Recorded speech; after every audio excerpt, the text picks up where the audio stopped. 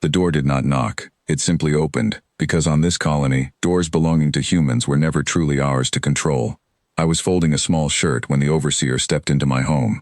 His name was Threx Cole, and he carried a thin data slate the way other men might carry a weapon, because on Ashvale Hollow, paperwork could end a life just as easily as a blade. "Lena Marsh," he said, reading my name off the slate as if he needed reminding of it. "Your son's assessment scores have been finalized." My hand stopped moving. "Eli is 7 years old. Old enough for classification," Threx Cole said. "His cognitive markers place him in the highest percentile recorded on this colony in 6 cycles. He has been selected for relocation to a training facility. The transport departs in 6 days. 6 days. I said the words in my head twice before I trusted my voice to speak them out loud. Relocation where? That information is not shared with parents.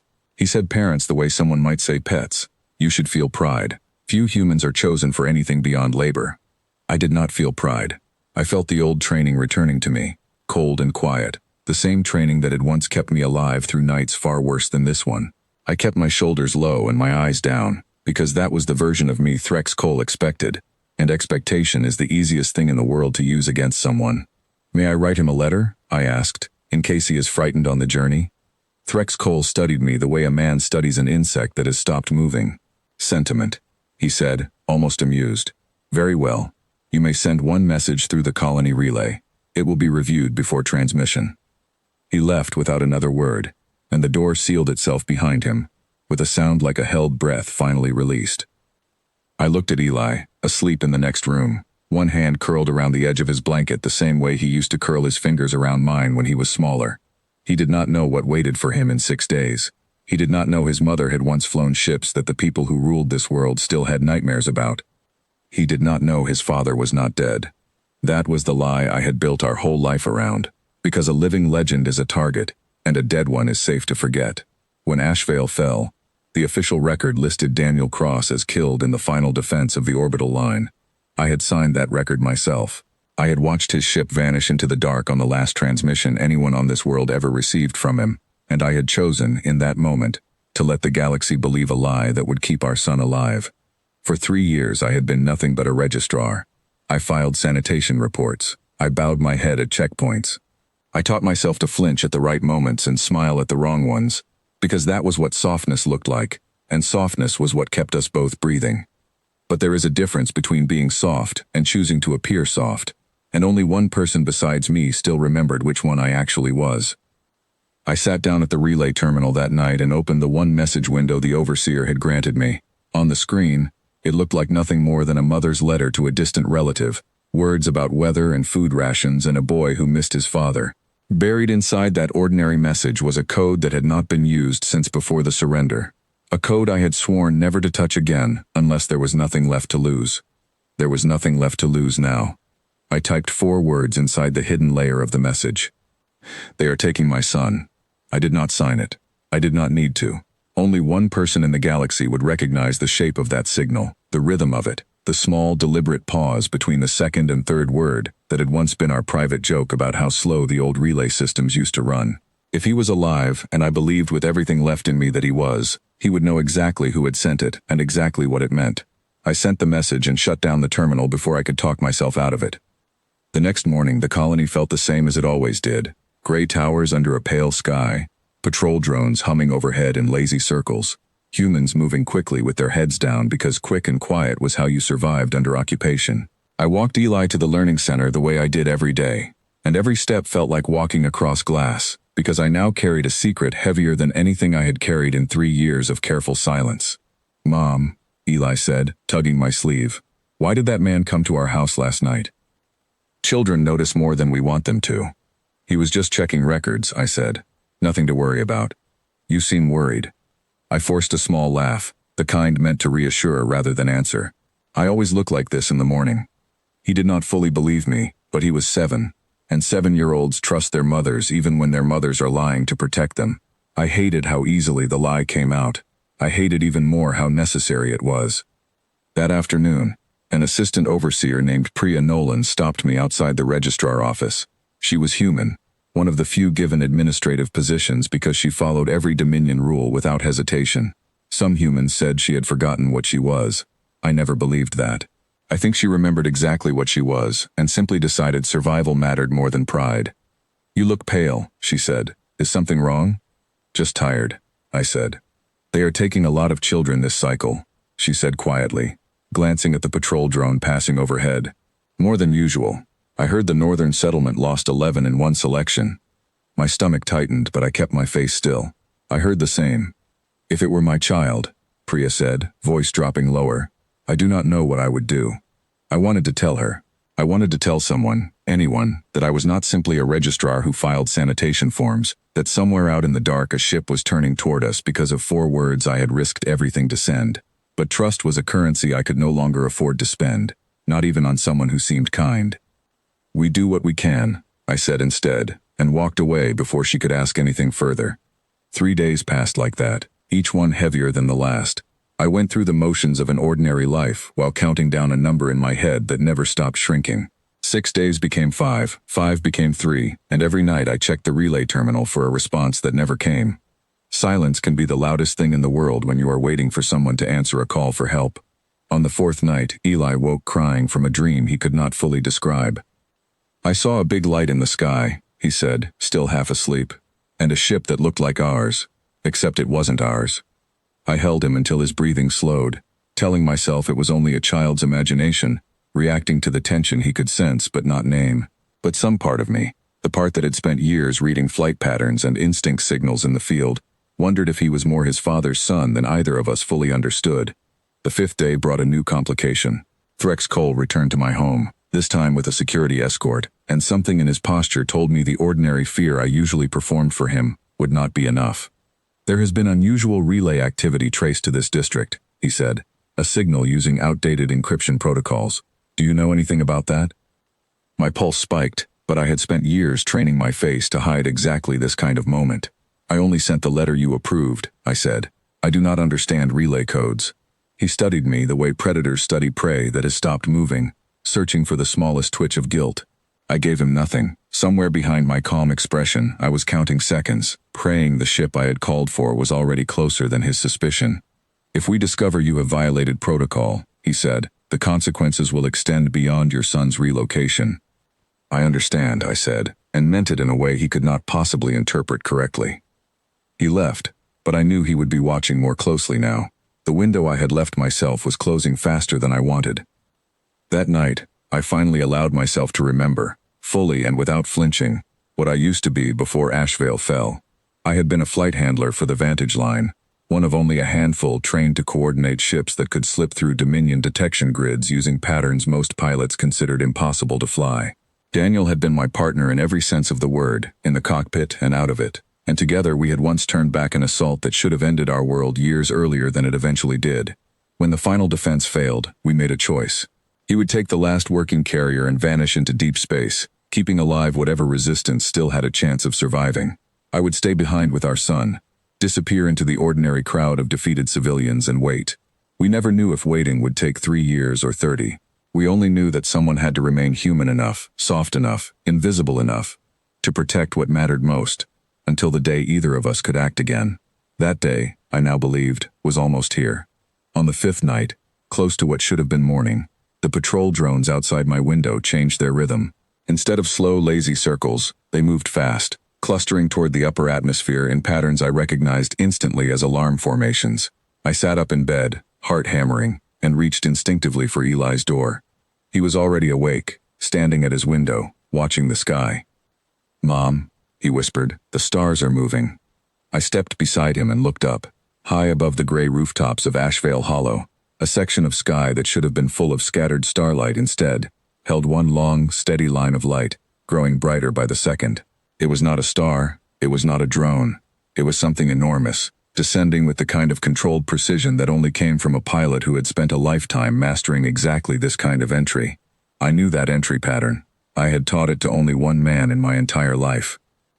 "Get dressed," I told Eli, voice steady despite the storm rising inside my chest. "Quickly, but calmly. We may need to move." He did not argue. Some children argue with urgency. Eli, perhaps sensing more than he could explain, simply obeyed. Outside, the colony had begun to stir. Lights flicked on in windows. Voices rose in confused questions. Somewhere in the administrative district, alarms began to sound, though they carried a note of panic rather than authority, because for the first time in 3 years, the Dominion garrison did not know what was happening and could not immediately control it. I opened our front door and stepped outside with Eli close beside me. Neighbors filled the narrow street, all looking upward at the same growing light. Priya Nolan stood near her doorway, staring at the sky with an expression somewhere between fear and disbelief. "What is that?" she asked, more to herself than to me.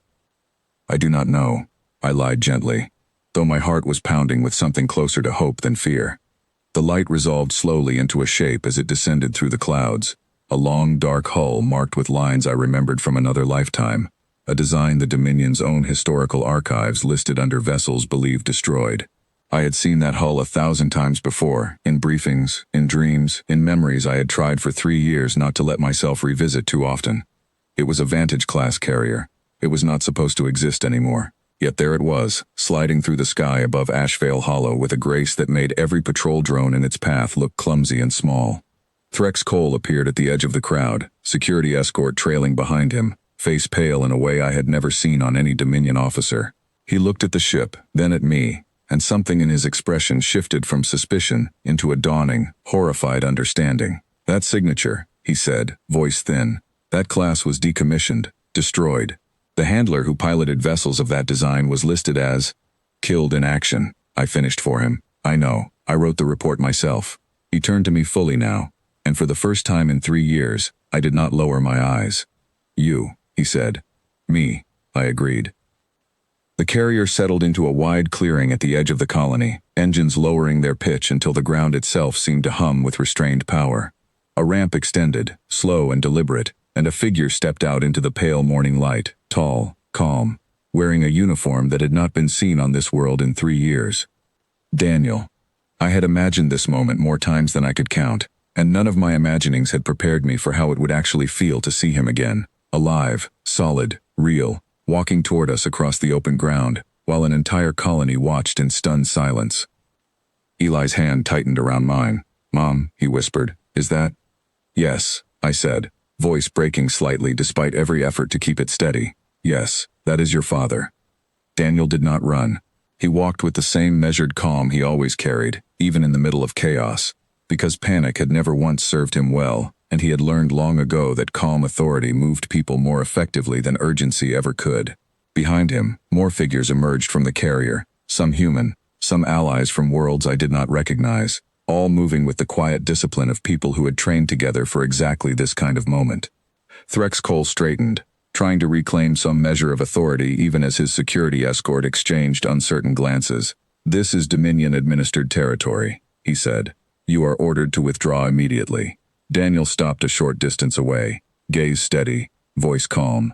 "I received a message that my son was being taken from his home," he said. "I am here to make sure that does not happen."